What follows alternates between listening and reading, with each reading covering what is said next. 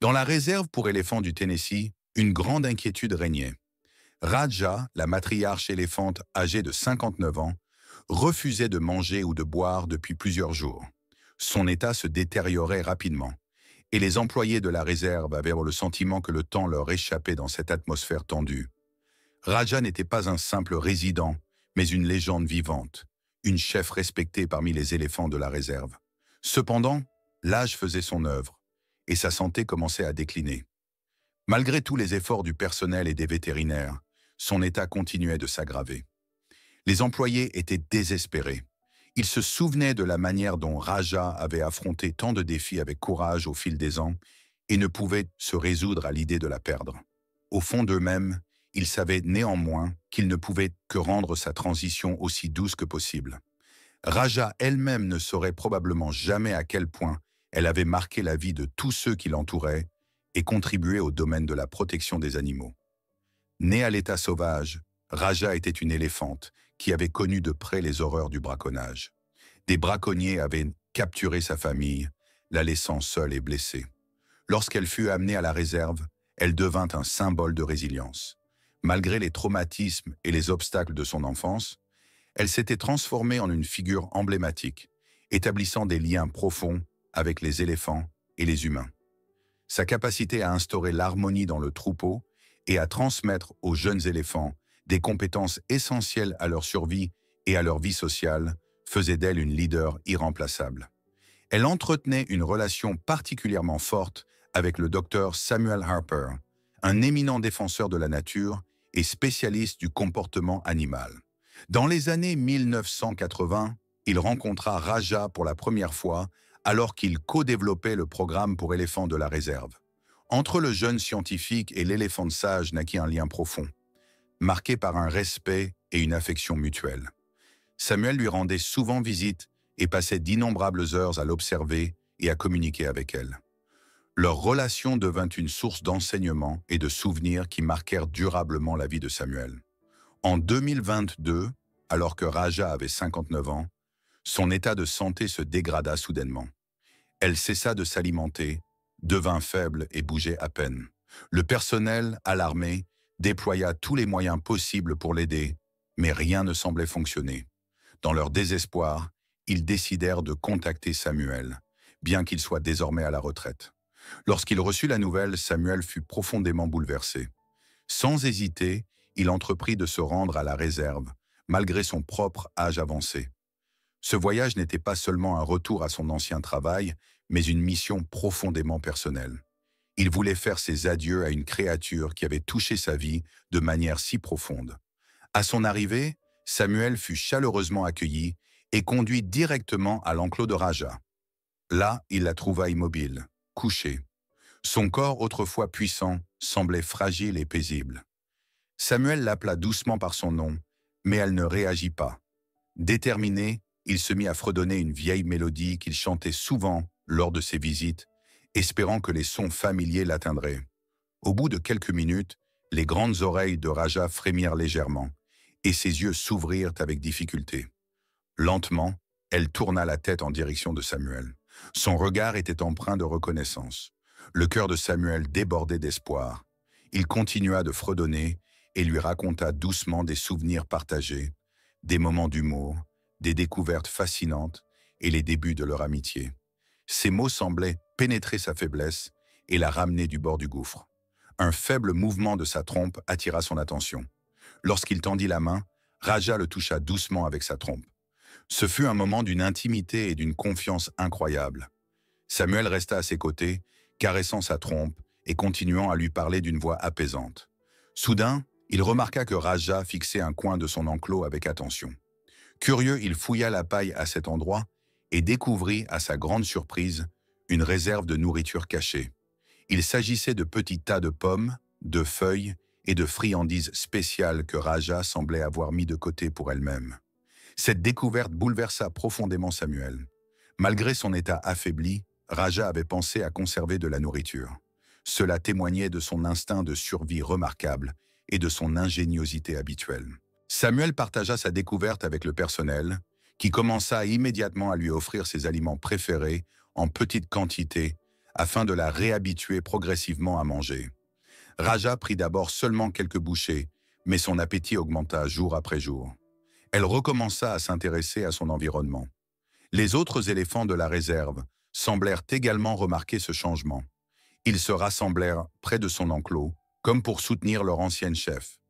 Le changement dans l'état de Raja apporta une vague d'espoir à la réserve.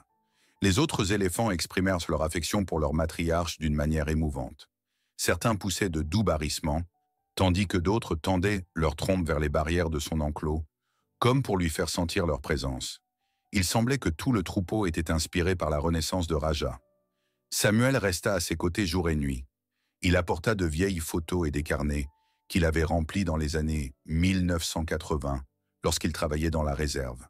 Avec les membres du personnel, il partagea des histoires, des exploits passés de Raja et des moments inoubliables. Ces souvenirs semblaient insuffler de la force non seulement à Raja, mais aussi à ceux qui s'occupaient d'elle. Un soir tranquille, Samuel se mit à réfléchir au passé de Raja. Il se remémora l'époque où, après une saison de pluie particulièrement violente, elle avait guidé le troupeau à travers des zones inondées. Raja avait alors aidé les jeunes éléphants à trouver des chemins sûrs et sauver un éléphanteau laissé en arrière. Ces souvenirs rappelaient à quel point son leadership était irremplaçable. Au fil des semaines, Raja se rétablit progressivement. Les membres du personnel observèrent avec étonnement qu'elle recommençait à se déplacer dans son enclos. À chaque pas, elle semblait retrouver une partie de son énergie d'antan. Bientôt, elle recommença également à interagir avec les autres éléphants. Un moment particulièrement émouvant fut lorsqu'elle caressa doucement un jeune éléphant, récemment intégré au troupeau, avec sa trompe, un geste de bienvenue. Cependant, le rétablissement de Raja n'était pas seulement physique. Sa connexion avec Samuel semblait avoir un impact profond sur elle. Chaque fois qu'il lui rendait visite, elle montrait clairement qu'elle le reconnaissait. Elle levait sa trompe lorsqu'elle entendait sa voix, et ses yeux brillaient de joie. Samuel profitait de ces instants pour continuer à fredonner des mélodies ou raconter des histoires de leur passé commun. Ces interactions devinrent une part essentielle de sa guérison et une source d'inspiration pour toute l'équipe. Un jour, alors que Samuel et Raja étaient assis ensemble, il remarqua que Raja fixait l'horizon avec insistance, comme si elle cherchait quelque chose. Samuel décida de l'emmener faire une petite promenade dans l'enceinte protégée, une activité qu'elle n'avait plus pratiquée depuis le début de sa maladie. Le personnel prépara le chemin et accompagna les deux compagnons. Cette promenade fut un moment chargé d'émotions. Raja avançait lentement, mais avec détermination. Samuel marchait à ses côtés, lui parlant doucement et restant proche au cas où elle voudrait s'arrêter. Le chemin traversait des endroits familiers, un petit étang où Raja aimait autrefois se baigner et une clairière où elle se reposait souvent. Arrivé à l'étang, Raja s'arrêta. Ses yeux semblaient contempler la surface scintillante de l'eau, comme si elle ravivait des souvenirs. Samuel l'observa attentivement, sentant combien cet instant était important pour elle. Après cette promenade, Raja sembla encore plus déterminée. Ses mouvements devinrent plus fluides avec le temps, et elle commença à passer davantage de temps avec le troupeau. Les autres éléphants ne cessèrent de lui témoigner leur affection, et l'harmonie au sein du groupe semblait renforcée par la présence de Raja. Samuel fut témoin d'un sentiment de communauté et de solidarité qui n'aurait pas été possible sans elle. La nouvelle de l'incroyable rétablissement de Raja se répandit comme une traînée de poudre au sein de la communauté de défense des animaux. Des chercheurs, des défenseurs de l'environnement et même des journalistes se rendirent à la réserve pour voir la légendaire éléphante. La réserve reçut de nombreuses demandes pour raconter son histoire. Samuel, qui documentait la vie de Raja depuis des décennies, décida de saisir cette opportunité pour sensibiliser le public à la protection des éléphants et aux défis de leur habitat naturel. Il organisa une série de conférences et d'événements où il ne se contenta pas de raconter l'impressionnante histoire de la vie de Raja, mais insista également sur l'importance des réserves naturelles et de la coopération internationale. Ces initiatives attirèrent de nouveaux soutiens et des ressources supplémentaires pour la réserve, contribuant à améliorer encore davantage les conditions de vie des animaux. Cependant, malgré l'attention médiatique, la relation entre Raja et Samuel resta un lien intime et privé. Souvent, il se contentait de rester assis près d'elle, tandis qu'elle se tenait debout ou était couchée à la tombée de la nuit. Dans ces moments de silence, le temps semblait suspendu. C'était comme s'ils se comprenaient sans avoir besoin de mots. Une connexion fondée sur leurs expériences communes, mais aussi sur un respect et une confiance mutuelle profond. L'état de Raja se stabilisa davantage. Bien qu'elle ne retrouverait jamais la vitalité de sa jeunesse, sa présence apaisante et majestueuse était un trésor inestimable pour la réserve. Samuel savait que son temps avec elle était limité, mais il savourait chaque instant qu'il pouvait partager avec elle. Une nuit tranquille, alors qu'il était assis à ses côtés, Samuel eut une soudaine révélation. Raja ne s'était pas battue uniquement pour elle-même. C'était comme si elle avait pressenti que son histoire et son existence avaient une signification qui dépassait sa propre vie. Cette prise de conscience inspira Samuel à lancer un nouveau projet, une initiative éducative de grande envergure visant à renforcer le lien entre les humains et les animaux. Ce projet ne devait pas seulement honorer l'héritage de Raja, mais aussi encourager les générations futures à s'engager dans la protection des espèces menacées. La guérison de Raja était un miracle, mais son voyage n'était pas terminé. L'harmonie dans la réserve semblait renouvelée grâce à sa présence. Mais un matin, le personnel remarqua une agitation inhabituelle parmi les éléphants. Un nouvel élément menaçant avait troublé la tranquillité de leur environnement. Un rapport parvint à la réserve. Des braconniers avaient été repérés dans les environs. La nouvelle alarma l'équipe. Malgré les mesures de sécurité de la réserve, il existait un risque que les braconniers tentent d'y pénétrer. Raja, en tant que symbole de la réserve et de la communauté des éléphants, pourrait devenir une cible de choix. Le personnel était déterminé à la protéger, ainsi que le troupeau, à tout prix. Samuel, devenu un membre à part entière de l'équipe, participa aux réunions de sécurité. Il fut décidé de déplacer les éléphants vers une zone plus isolée de la réserve, couverte de végétation dense, offrant une meilleure protection. Cependant, ce transfert nécessiterait plusieurs jours et comportait des risques. À la tombée de la nuit, le personnel commença à conduire les éléphants en groupe vers des zones plus sûres. Raja marchait en tête, et sa présence imposante apaisait le troupeau. Samuel observa avec admiration comment, malgré son âge et sa faiblesse passée, elle relevait ce nouveau défi. C'était comme si elle comprenait que son rôle de matriarche était plus crucial que jamais. Les 2 premiers jours se déroulèrent sans incident. Mais le 3e jour, les patrouilles découvrirent des traces laissant penser à une intrusion humaine. Une petite équipe, comprenant Samuel, partit inspecter la zone. Ils trouvèrent des indices montrant que les braconniers avaient tenté de franchir les clôtures de la réserve. Les mesures de sécurité avaient résisté, mais la menace était bien réelle. Le soir même, l'impensable se produisit. Alors que les éléphants se reposaient, les braconniers pénétrèrent dans la réserve. Leur objectif était clair, Raja. Ils connaissaient sa valeur et voulaient la capturer pour le marché illégal. Mais le personnel de la réserve était prêt. Un système d'alarme fut déclenché et l'équipe s'empressa de sécuriser le troupeau. Raja elle-même réagit face au danger avec une clarté remarquable. Lorsque les braconniers s'approchèrent, elle se plaça entre eux et les jeunes éléphants du troupeau.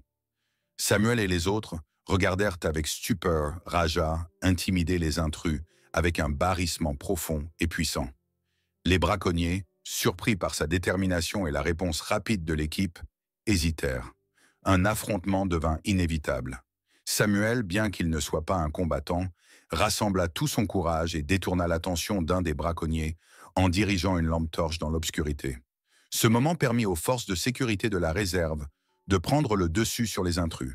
Après une confrontation intense mais brève, les braconniers furent maîtrisés et arrêtés. Une fois le calme revenu, Samuel, épuisé mais soulagé, se tourna vers Raja. Elle se tenait toujours droite, mais sa respiration était lourde. Il était évident que l'agitation et l'effort l'avaient éprouvé. Samuel s'approcha, posa doucement une main sur sa trompe et lui parla d'une voix apaisante. « Tu nous as encore une fois sauvés, vieil ami », murmura-t-il. Dans les jours qui suivirent, l'équipe s'occupa de renforcer les mesures de sécurité et de calmer le troupeau. Raja resta une présence silencieuse mais puissante. Elle avait une fois de plus démontré pourquoi elle était la matriarche, pourquoi elle était un symbole d'espoir et de courage pour tous. Cependant, Samuel sentait que le temps de Raja touchait à sa fin. Ses mouvements devenaient plus lents, ses yeux semblaient fatigués. Elle avait combattu, non seulement pour elle-même, mais aussi pour la communauté qu'elle avait dirigée si longtemps. Par un matin ensoleillé, Samuel la trouva allongée dans sa clairière préférée, entourée du troupeau. C'était comme si les éléphants avaient en pressenti qu'il s'agissait de ses adieux. Samuel s'assit à ses côtés, lui tint la trompe et fredonna la mélodie familière qu'ils avaient souvent partagée. Les yeux de Raja se fermèrent doucement et un souffle léger s'échappa. Elle était partie, mais pas sans laisser un profond héritage. La réserve organisa une cérémonie commémorative émouvante. Des personnes du monde entier vinrent rendre un dernier hommage à Raja. Samuel prononça un discours dans lequel il célébra sa sagesse, son courage et le lien profond entre les humains et les animaux. Sa vie avait inspiré des générations et son influence continuerait de rayonner. Dans les semaines suivant sa mort, la réserve lança la construction d'un nouveau centre éducatif portant son nom.